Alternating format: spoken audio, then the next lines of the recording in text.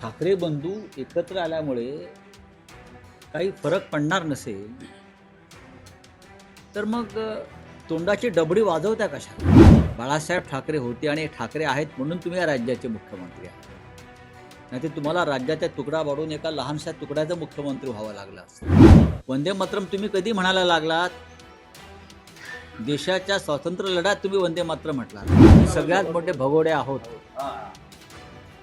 मोदी उत्तर देतील ना. मोदी जातात लंडनला, भेटलं पाहिजे त्यांना. एकत्र आलेत असं त्यांचं. मग काही फरक पडणार नाही तर मग रिॲक्शन कशा करतात येते?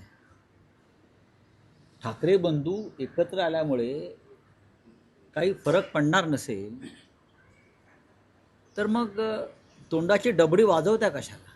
सगळेच अगदी काल दिवसभर त्यांचे प्रवक्त्यांच्या फौजा ही युती कशी अमुक आहे तमुक आहे वगैरे बोलत होते. त्याची गरज नाही ना, सोडून द्या ना तुम्ही. आपण 16 तारखेला याच्यावर चर्चा करू. 16 जानेवारीला बघा. ठाकरे बंधू, मला सांगा की भारतीय जनता पक्षानं आणि किंवा देवेंद्र फडणवीसांनी मराठी माणसासाठी काय केलं? काय केलं? एक गोपीनाथराव मुंडे सोडले तर कधीही कोणीही अखंड महाराष्ट्राविषयी बोलले नाहीत किंवा बेळगाव कारवार सीमा प्रश्नाच्या संदर्भात मराठी माणसावर होणाऱ्या अन्यायासंदर्भात आवाज उठवला नाही. गोपीनाथराव मुंडेंचा अपवाद आहे. बाकी मला सांगा, कोणत्या भाजप नेत्याने मराठी माणसावर होणाऱ्या अन्यायाविरुद्ध आवाज उठवला? ना या राज्याच्या सध्याच्या मुख्यमंत्र्यांनी ना त्यांच्या सहकाऱ्यांनी. बावनकुळे म्हणतात आम्ही वेगळा विदर्भ करू, महाराष्ट्र तोडू. बोलले ना, अधिवेशन काळात बोलले ना. त्याच्यावरती ठाकरेच उभे राहिले ना. कसा तोडताय बघू. मुख्यमंत्री उभे राहिले का? मुख्यमंत्र्यांचं कर्तव्य होतं या राज्याचे मुख्यमंत्री म्हणून बावनकुळ्यांना जाब विचारण्याचं. केलं का? तुम्ही आम्हाला का शिकवत्या मराठी माणसाच्या गोष्टी? ठाकरे होते म्हणून तुम्ही या राज्याचे मुख्यमंत्री आहात. लक्षात घ्या. बाळासाहेब ठाकरे होते आणि ठाकरे आहेत म्हणून तुम्ही या राज्याचे मुख्यमंत्री आहात. नाहीतर तुम्हाला राज्याचा तुकडा पाडून एका लहानशा तुकड्याचा मुख्यमंत्री व्हावं लागलं असतं. आम्ही ते होऊ देत नाही. ही तुमची पोटदुखी आहे. आम्ही मुंबई वेगळी होऊ देत नाही, ही तुमची पोटदुखी आहे. मुंबईला महाराष्ट्रामध्ये आम्ही अजूनपर्यंत ठेवलं आहे संघर्ष करून, ही तुमची पोटदुखी नाही. तर तुम्हाला काय, तुम्ही काय केलं मराठी माणसासाठी? दाखवा ना. तुम्ही 10 कामं दाखवा की हे आम्ही महाराष्ट्रासाठी मराठी माणसासाठी केलं. गौतम अडाणीला मुंबई विकणं म्हणजे मराठी माणसाचं काम नाही ना. गौतम अडाणीसारख्या मोदींच्या मित्राला अख्खी मुंबई विकणं किंवा फुकटात घशात घालणं हे मराठी माणसासाठी केलेली सेवा आहे का तुमची? आम्ही बघू ना. आम्ही 2 ठाकरे एकत्र आलेले आहेत. आमचे भाऊ एकत्र आले, 2 पक्ष एकत्र आलेले आहेत. तुम्ही तुमचं बघा. आम्ही सत्तेसाठी एकत्र आलोय, ठीक आहे. मग तुम्ही काय एकमेकांना चंपी मॉलिश करायला एकत्र आलात की रात्री एकनाथ शिंदे जातात वर्षावर, मग ते त्यांना मॉलिश करतात. मग देवेंद्र फडणवीस ठाण्यात जातात, मग फडणवीस त्यांना मॉलिश करतात. मग दोघे मिळून अजित पवारचं चंपी मॉलिश करतात. तुम्ही एकमेकाचा मालिश करायला एकत्र आलाय का? हे सगळे भ्रष्टाचारी इतर पक्षातले घेऊन तुम्ही काय कोणते दिवे लावताय? सत्तेसाठीच ना.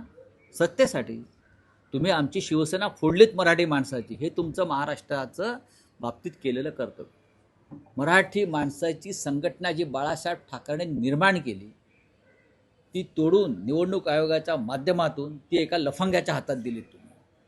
हे तुमचं मराठी प्रेम? मतभेद असतील राजकीय, पण मराठी माणसाची संघटना फोडण्याचं पाप तुम्ही केलं आहे आणि हा महाराष्ट्र तुम्हाला माफ करणार नाही. आणि याचा बदला मुंबई महानगरपालिकेत घेतला जाईल. आशिष शेलार म्हणतात की कालची पत्रकार परिषद ही शॉर्ट फिल्म होती. असेल ना. हल्ली शॉर्ट फिल्मला नोबेल पुरस्कार मिळतात किंवा ऑस्कर मिळतात. सांस्कृतिक मंत्रालय माहीत पाहिजे, या राज्याच्या सांस्कृतिक मंत्र्यांना माहीत पाहिजे की हल्ली शॉर्ट फिल्म्स बरं आणि फिल्मपेक्षा वेब सिरीज आणि त्यांना ऑस्कर मिळतात, नोबेल मिळतात, हे सांस्कृतिक मंत्र्यांना माहीत पाहिजे. राऊत साहेब, अल्ला हाफिजवर मुख्यमंत्र्यांनी त्यांचं मत मांडलंय. त्यांचं असं म्हणणं की तो कार्यक्रम जिथे झाला ते ठिकाण समजून घ्या आणि जे आज मला अल्लाह हाफिज जो प्रश्न विचारतायत त्यांच्या शेजारी बसलेल्यांकडून त्यांनी आधी वंदे मातरम म्हणून घ्यावं. हो, वंदे मग मातरम मला म्हणतात. शिकवा. नाही नाही, वंदे मातरम तर आम्ही म्हणतोच. वंदे मातरम तुम्ही कधी म्हणायला लागलात? देशाच्या स्वातंत्र्य लढ्यात तुम्ही वंदे मातरम म्हटला नाही. स्वातंत्र्यानंतर 50 वर्ष तुम्ही वंदे मातरम म्हटला नाही. आता राजकीय अपरिहार्यता म्हणून तुम्हाला वंदे मातरमची आठवण झाली. या देशातल्या अनेक मुस्लिम क्रांतिकारकांनी अशफाकुल्ला खानपासून सोलापुरात सुद्धा आमचे मुस्लिम बांधव फासावर गेले क्रांतिकारक. त्या सगळ्यांनी वंदे मातरमचा ची गर्जना करत ब्रिटिशांनी त्यांच्या भोवती जो फासाचा दोर आवळला तो त्याने आवळून घेतला आणि ते फासावर लटकले. फडणवीसांच्या पूर्वजांपैकी म्हणजे त्यांच्या वैचारिक पूर्वजांपैकी कोणी गेले का फासावर वंदे मातरम म्हणत? सांगावं ना. ज्यांचे लोक देशाचा तिरंगा फडकवायला तयार नाहीत, ज्यांच्या लोकांनी बॅरिस्टर जिनाबरोबर वाटाघाटी करून द्विराष्ट्रवादाचा पुरस्कार केला. श्यामाप्रसाद मुखर्जी हे मुस्लिम लीगच्या सरकारमध्ये होते तुमचे बापजादे. तुम्ही आम्हाला काय शिकवताय वंदे मातरम? देवेंद्र फडणवीस आम्हाला शिकवू नका तुम्ही. पुणे महापालिकेमध्ये 2017 साली शिवसेनेचे आणि मनसेचे एकूण ठीक आहे, सोडा. आजारी आहेत. नाराज असल्याची चर्चा आहे. बाळा नांदगावकर हे आजारी आहेत आणि 2 दिवस मी त्यांच्याशी त्याही परिस्थितीत चर्चा करतो आहे. शिवसेना आणि मनसेच्या या संपूर्ण प्रक्रियेमध्ये बाळा नांदगावकर दिवस रात्र काम करत होते. मला माहिती आहे. रात्री 12, 1, 2 वाजेपर्यंत त्यांच्या बैठका सुरू होत्या शिवसेनेबरोबर आणि ते आजारी पडलेले आहेत म्हणून ते काल दिसले नाही आणि आजही ते आजारी. रावसाहेब, या युतीवर उपमुख्यमंत्री एकनाथ शिंदे यांची प्रतिक्रिया आली आहे. ते असं म्हणतात की याआधी मुंबईकडे सोन्याचं अंड देणारी कोंबडी म्हणून बघितलं गेलं, आता ही कोंबडीच ठाकरेंना कापायची आहे आणि मुलं पळवणारी टोळी यावर ते म्हणाले की आधी यांना स्वतःची मुलं सांभाळायला सांगा. हो, त्यांनी शिंदेने पण स्वतःचं मुलं सांभाळावीत ना. भारतीय जनता पक्ष त्यांची मुलं पळवणार आहे. भारतीय जनता पक्षनी त्या जसे कुत्रे पकडाच्या गाड्या असतात ना, पिंजरे, तसे पिंजरे भारतीय जनता पक्षानं लावलेले आहेत आणि महानगरपालिकेनंतर कोणाची पोरं कोण पळवत आहे? एकतर शिंद्यांची पोरं जी आहेत आता ते अनावरस आहेत. स्वतःची पोरं नाही, ते अनावरस आहे. त्यांचा पक्ष जो त्यांना मिळालेला आहे तो चोरीच आहे. ज्या पक्षाचा बापच चोरलेला आहे, चोरीचा आहे, अनावरस आहे, बापच अनावरस आहे. अमित शहानी आपलं नाव दिलं आहे त्याला एवढंच की हा माझा पक्ष आहे. कळेल तुम्हाला महापालिका निवडणुकांनंतर कोणाची पोरं कोण पळवते. पिंजरे लावले आहेत, कुत्र्याला लावतात ना तसे, आणि त्यात किती जात आहेत ते बघा. मग वर्षा गायकवाड असं म्हणतात की कुठल्याही प्रकारची चर्चा मागील 4 महिन्यात आपल्या पक्षाने म्हणजे ठाकरेंच्या शिवसेनेनं ही केली नाही आणि त्याच्यामुळे मग आम्ही स्वबळाचा नारा दिला. आम्ही महाविकास आघाडीमध्ये होतो असं असताना त्यांनी आमच्याशी चर्चा करायला पाहिजे होती. त्या 2 भावांची युती झाली, मात्र आम्हाला काही 100% चर्चा झालेली आहे. मी स्वतः बोललेलो आहे. शिवसेनेचे नेते अनिल परब बोललेले आहेत. मी स्वतः रमेश चेनिथला यांच्याशी बोललेलो आहे, वारंवार बोललेलो आहे. 4 दिवसापूर्वी सुद्धा बोललेलो आहे. मी दिल्लीच्या हायकमांडशी बोललेलो आहे. कदाचित वर्षाताईला माहीत नसेल. एनसीपीशी सुरू असलेली चर्चा थांबली नाही असं म्हटलं जाते नाही. आणि याचवरून शरद 10 पवार जागा नाराज तुम्ही असल्याची देता चर्चा आहात आहे.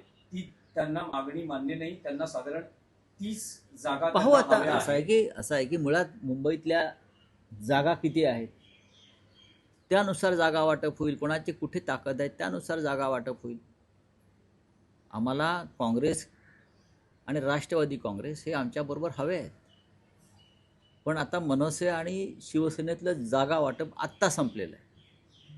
काल तुम्ही पाहिलं असेल की राजसाहेबांनी आकडा सांगितला नाही. आम्हाला आकडे सांगण्याची गरज नाही. आता आकड्यावरती जर युती अडत असेल, आकड्यावरती युती अडता कामा नये. जिंकून येणाऱ्या जागासंदर्भात चर्चा केली पाहिजे. माझ्या ठिकाणी एखादा दुसरा पक्षाचा उमेदवार जिंकणार असेल तर त्यासाठी जागा सोडली पाहिजे. अडवणूक असू नये. यावरून शरद पवार देखील नाराज असल्याचं म्हणतात. मला वाटतं. ते काँग्रेस ते म्हणतात नाही, ते म्हणतात नाही, एक मिनिट, ते म्हणतायत की आमचा काही पक्ष हा मुस्लिम पक्ष नाहीये. ज्या जागा दिल्या जात आहेत जागा वाटपात त्या मुस्लिम जागा ज्या आहेत मुस्लिम बहुल तिथल्या जागा देत आहेत. तिथे आमचा पक्ष विद्यमान म्हणतो. नगरसेवक होते तिथे त्या जागा दिल्या जात नाही असं त्यांचं. खास करून विक्रोळी कुर्ला नाही, पाहू नये, त्याच्यावरती आमची चर्चा संपलेली नाही आहे. जर आता काल एखादा नगरसेवक असेल तो त्या परिस्थितीत निवडून आला 10 वर्षापूर्वी, आज परिस्थिती बदललेली असेल आणि ती जागा कमजोर पडत असेल तर त्या संदर्भात जिंकण्याच्या दृष्टीनं दोन्ही पक्षांनी विचार केला पाहिजे. एक एक जागा महत्त्वाची आहे आणि मुस्लिम वगैरे हा विषय नसून मुस्लिम हा आमच्याबरोबर आहे. राहुल ठाकरे साहेब, बंधूंची युती होतीये. दुसरीकडे नाशिकचे माजी महापौर हे पक्ष सोडून जात आहेत. मग जाऊ द्या. कालपर्यंत ते दुपारी 1 वाजेपर्यंत नाचत होते युती झाली म्हणून असं ठाकरे. काय झालं की नाही काहीच नाही ना. म्हणजे मला पण आश्चर्य वाटतंय की काल दुपारपर्यंत ते गुलाल उधळत भगवा हवेत फिरवत शिवसेना मनसेची युती झाली म्हणून जल्लोष करत होते हे लोक. कसा विश्वास ठेवायचा कोणावर? राहुल साहेब, ठाकरे बंधू सतत हा दावा करतायत की मुंबई महापालिकेवर त्यांची सत्ता येणार, भगवा फडकणार, महापौर मराठीच असेल. पण युती जाहीर होत असताना सत्ता वाटपाचा काही फॉर्म्युला ठरलाय का? कशाला पाहिजे? कोणाचा महापौर बघा, होईल, कोणाचा स्टँडिंग कशा कमिटी करता? चेअरमॅन होईल? तुम्हाला तर आधी 2018 जे न्यूसी मध्ये झालेलं काय झालं 2018? ते पाहता म्हणजे अधिकार तुम्ही आणि- तुम्ही तुम्ही तुम्ही अमित शहाची राज ठाकरेंबरोबर तुलना करता का? पण तुम्ही अपमान राजकारण कर राजकारण तुम्ही आम्हाला अजिबात शिकवू नका. तुम्ही अमित शहाची तुलना राजसाहेब ठाकरेंबरोबर अजिबात करू नका. कळलं का? ते तेव्हा काय झालं, तेव्हा त्यांनी बेईमानी केली. ते बेईमान आहेत, त्यांनी शब्द पाळला नाही. तुम्ही राज ठाकरेंच्या बाबतीत हा विचार करणं हे चुकीचं आहे. आपल्या पक्षातील अनेक राऊत साहेब आमदार ठाकरेंच्या खासदार सेनेचे किंवा आणि- इतर पदाधिकारी जे आहेत ते आपल्या कुटुंबातील व्यक्तींसाठी जास्तीत जास्त उमेदवार मिळावे यासाठी प्रयत्न करताना दिसतात. परत राजकीय घराणेशाहीचा आरोप आहे. मला असं संजय वाटत पाटील आहेत, नाही. विनोद गोसाळकर आहेत, आपल्या पक्षातले अनेक आहेत. सुनील प्रभू आहेत, अजय चौधरी आहेत, विनायक राऊत आहेत. हे सर्वांची नावं पुढे येतात. त्यांच्या कुटुंबियांसाठी ते उमेदवारीसाठी जोर लावतात. संजय पाटील यांची कन्या राजुल पाटील या युवा सेनेचे अनेक वर्ष काम करत आहेत. युवा सेनेच्या कोर कमिटीत आहेत. सुनील प्रभू यांचे चिरंजीव अंकित प्रभू ते अनेक वर्ष युवा सेनेच्या माध्यमातून महाराष्ट्रात काम करत आहेत. हां, अजून तुम्ही कोणती नावं घ्या, मी तुम्हाला त्यांच्याविषयी माहिती द्यायला तयार आहे. दगडू नाही सत्तावारची पण मुलगी पण जी राऊत आहे साहेब, ती- अनेकांचा प्रयत्न आहे की आपल्या घरातच उमेदवारी राहावी. आणि- समजा जर विद्यमान नगरसेवक नसेल तर आपली पत्नी, आपला भाऊ, आपला मुलगा, तर कार्यकर्त्यांना कधी संधी मिळणार असं कार्यकर्त्यांचं काय म्हणणं आहे.